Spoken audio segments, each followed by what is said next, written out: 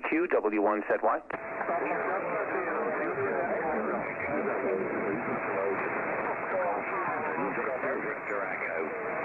The Victor Echo. Okay, doke. Here we go. Thank you very much. It's March 18th.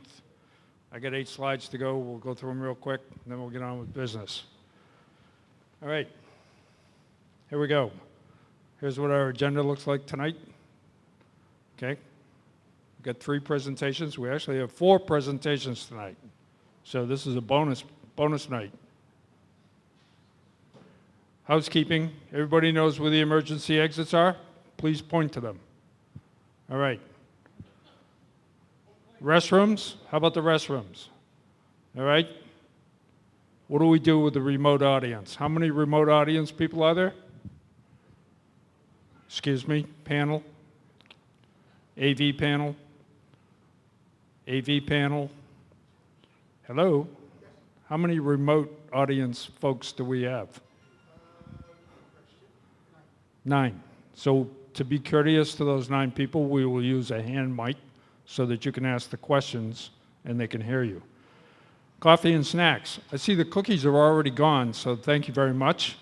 Make sure you drink the coffee. All right, calendar items. We've got a number of things we want to talk about here. We have CPO kit building coming up on the 27th of March at Kittredge Middle Magnet School. Does everybody know where that is? It's 2383 something North Druid Hills Drive. All right, so it's down at North Druid Hills. This is Jeremy Dunlap's maneuver. We have a few volunteers, but I'd like to get a few more. We don't have a time yet, but I'm planning 2 o'clock to 3:30. We'll carpool down there if we need to. We're going to be putting together a grand total of somewhere around 30 kits. May not all happen this coming event. We may have a follow-up event. So these are all 4th graders and up, okay? 4th to 7th grade. NFARL e-news content. I'm going to make a request and please ask you to submit something, even if it's a paragraph. We are running low on input and scrounging around at the last minute's a little tough. Feel free to get creative. We have the Sandy Springs Lantern Parade coming up on April 5th. A lot of things going on April 5th, right? Jim's going to be down there marshaling part of the activity. Abby will be there too, I'm sure, right, Abby? Maybe. TBD, okay. Anyway, this is a good time. It's a good place. The Aries guys do a great job. We want to go support them, so go help them. Georgia State Parks in the Air also starts on the 5th. We're going to talk about that tonight, so thank you very much, Jim. We'll leave all the details there, but put that on your calendar. We have our VE test sessions coming up on the 12th. Then we have our CUSO party activity also starting on the 12th, and that's going to run to the 13th. The Aries meeting on April 8th, and then our club meeting on the 15th. Any other questions? Okay, very good. All right, Wes, we have a new member. I'm just going to blip right through this, but we have one VE candidate that made it to the extra level this past week, and that's Bill Carter. Bill lives up and coming. So if you see Bill, he's actually a member of the Sarah Club, but he might come down here. You never know. Congratulate him and thank him. All right, quick recap on our operating plan update. Remember that we talked about the 6 purpose points that are in the Articles of Incorporation. Got some feedback about too much word salad and blah, blah, blah. That's fine. Hold your question, please. And we're going to possibly reword those to make them simpler, just to make you guys happy. But we're going to focus on education is our primary or our kickoff activity. We're going to focus on 3 things: licensed education, school camp classes, and then we're going to talk about different curriculum and delivery methods. And Wes has a question. Can we get the microphone to Wes, please? Where's Lee? Please get the microphone to Wes. No, please. No excuses. Thank you, Lee. Thank you, Lee. And I just wanted to introduce a new club member. Got his license very recently also. Doug, you want to stand up and tell us a little bit about yourself? And he was, when he came in, he says, well, where's all the young people? Well, thank goodness Abby came in. But anyway, go ahead, Doug. Hey everybody, my name is Doug King. This is my first visit. I got my technician license about 2 months ago at Slopes, which was kind of fun. But anyway, this is my first visit, and glad to see a good turnout, and glad I didn't join on Zoom to have a chance to meet some folks. So thank you very much. Well, welcome. Thank you, Doug. And we're glad you're here. All righty. You'll see another membership survey coming about some of the details in the education area activities that we want to conduct. These will be questions around what subject matter expert issues, questions, et cetera, that you might have. So that'll come out this week. And just to remind you, we're doing this because over 80% of the respondents to our original survey, which was a good-sized crowd, said, yeah, we don't care what order you move, just move. All right, field day's coming.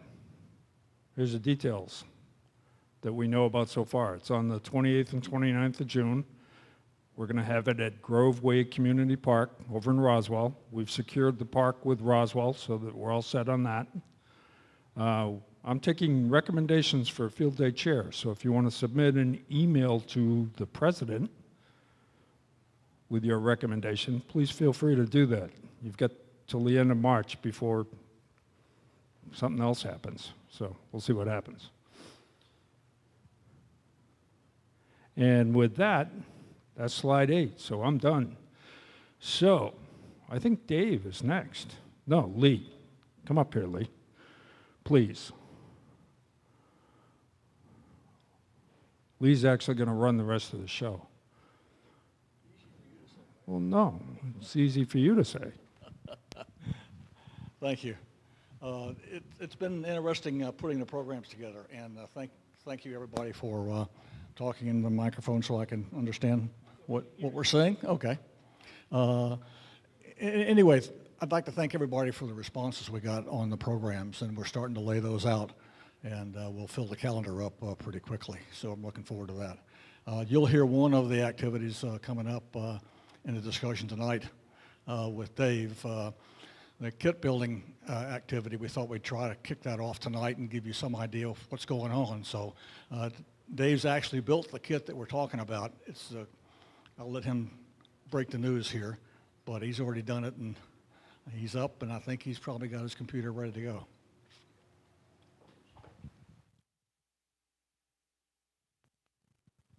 So there was an article in QST now 2 months ago about a very wideband power meter that is also a dummy load that's good to about 150 watts.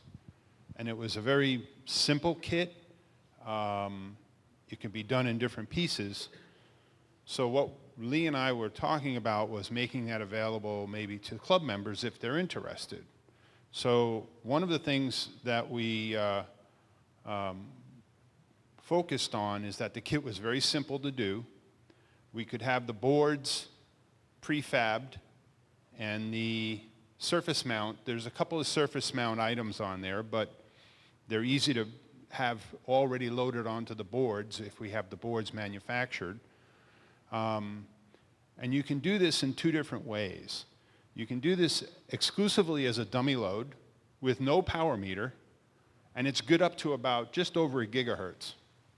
So you can go all the way from HF all the way up into microwave with it. I've done it with that device. The SWR is flat all the way out to up over a gigahertz. It's pretty impressive. When you incorporate the power meter portion of it, which involves some detector diodes, It changes the SWR bandwidth, or excuse me, response a little bit, but it's not terrible, right? You can do it with through-hole devices, you can do it with surface mount devices, and if you do it with surface mount devices, it maintains a pretty good response, almost up to a gigahertz flat. And then the software for this will allow you to also configure the meter to the range that you want to use it in. There's no simple setting to get it to be an accurate watt meter all the way up to a gigahertz, but you can do it for HF, VHF, UHF. You can focus in on the frequencies you're interested. So it's a very versatile kit, and the cost is pretty incredible that the whole thing probably will cost about under $30 if you build it.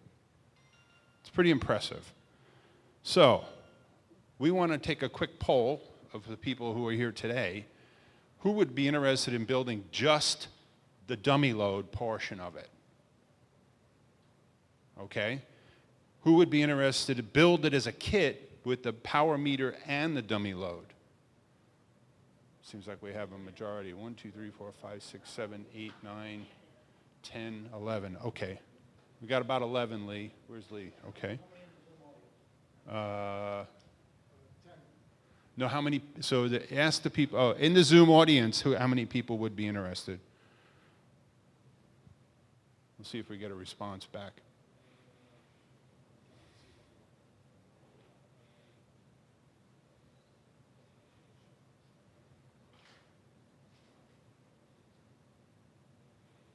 We'll just kind of do a quick poll, I guess, just to see if they answer, yeah? All right, and then the third option would be we would source the whole thing, build it, and sell it as a complete device. How many people would be interested in that? Obviously, there'd be a little bit higher price than just the components and such. All right, so it looks like most people are interested in the dummy load power meter as a kit, and we can go ahead and start sourcing that, putting together a couple of them, and then we'll get back to you very shortly on how that'll work out. Ian, yes? How accurate is the power meter? So the software, my experience, because I did it, the software, when I did it for my VHF, a 2 meter and 70 centimeter, it was within 1/10 of a watt, right? And I compared it to a lab calibrated spectrum analyzer and measured the readings that way. And then with the settings in the software the way I had it, I went to go measure HF and it was off by a mile. I went up to like 28 megahertz and it was off by a mile. So then I tweaked the settings in the software, and the HF readings all across from 80 up to, well, I measured back to 10.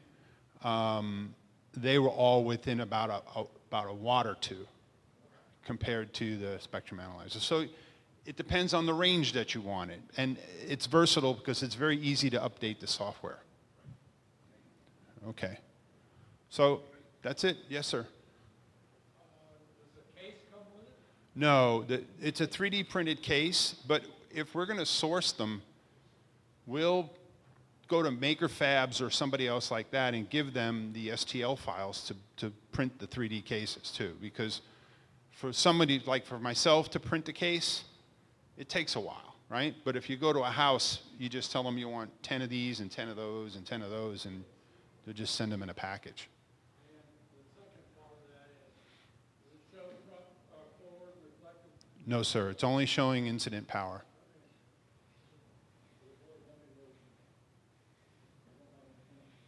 Yeah, I mean, ideally, the reflected is going to be so, I mean, because like I said, this thing was pretty darn flat, under about 1.0 something, almost up to a gigahertz. First I thought it was a mistake, because it was so flat. All right, very good. Who's up next? Well, yeah, I guess if everybody was interested in building the kit, would you also be interested in having the cases? Yes. Okay. So it's a soup to nuts approach. There we go.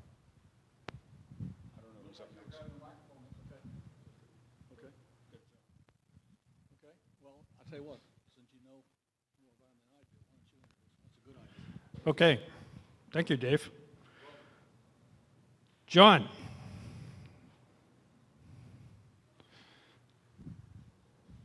John, you're up. John, KC4 JVJ, is going to talk to us about Civilian Corps CW.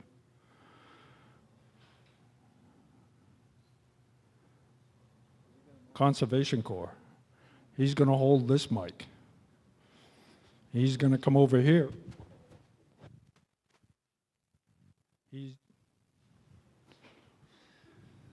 Hello? Okay. John is going to work from over here because he's got a little bit of a display, and I think Ian's going to be able to get it, zoom in over here. We're good? Thank you. I apologize. If you have a question, it's going to have to get someone to interpret because I can't hear anything.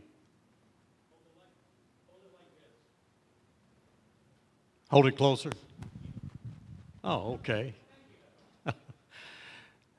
Last month we had all the display of the various keys. So made me think I should have brought it in, but what I wanted to show you is what I have and another hobby. The greatest hobby we all have is amateur radio. The telegraph key started some years ago, but I was going to show you some things that I've had over the number of years.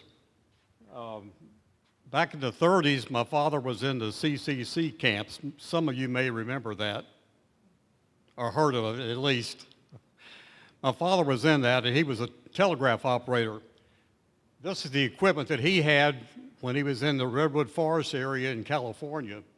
I've got some pictures of the camp that he was in, and a picture of he sitting out in the forest. When I was in the Air Force, I was stationed at one time in Travis Air Force Base in California. A good friend of mine, his father and my father were both in the CCC camps at the same time in the 30s in California. Sebastopol is a small town that my friend's father was in, and my father was in the Redwood Forest in Northern California. I've got some pictures here, and I want everybody to take a look if you're interested, of what's left of the 1cc projects that we had found in California.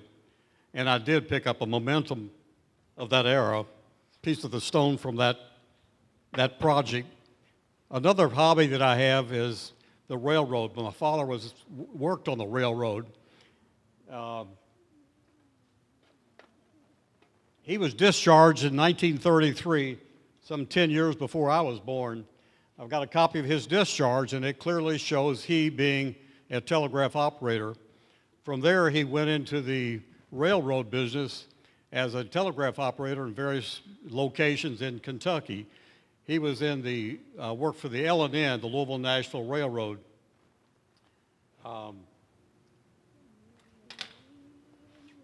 Having an interest in railroading as I do, there's another publication that I take called Dots and Dashes. It's primarily for railroaders.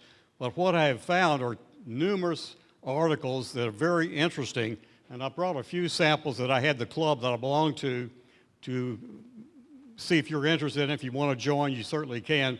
But there's great, great articles. Some of them, Morse code celebrates 180 years and counting. From telegraph to radio telescope. The backyard telegraph. It's official. This publication has an ISBN number. The International Standard Serial Number has been officially approved for this publication. Retrieving the Marconi telegraph from the Titanic. Interesting article. And that just tells about the Library of Congress. If you're welcome to come look at any of this stuff that I've shown, I just thought it would be an interest since it's related to amateur radio. Please take some of these publications. I think that's the latest one. These are others. It's a quarterly publication, but there's many different articles that you may be interested in. So you're welcome to take a look at this stuff.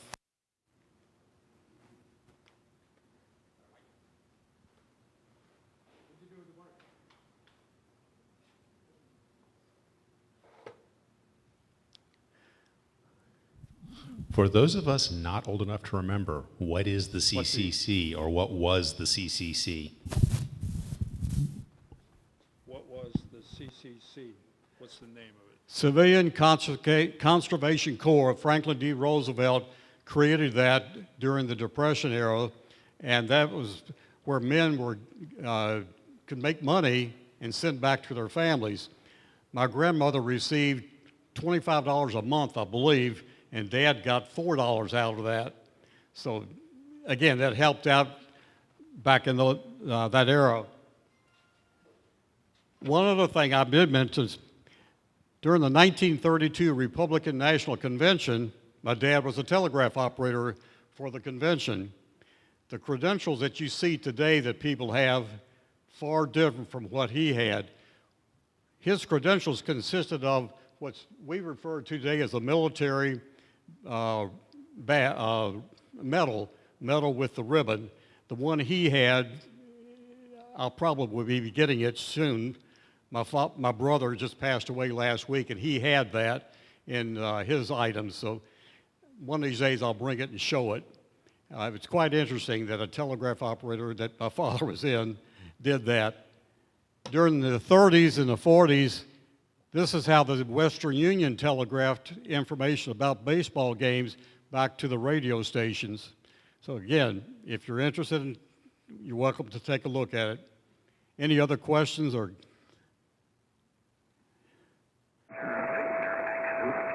Germany 7, Victor Echo, you're 5758 this afternoon.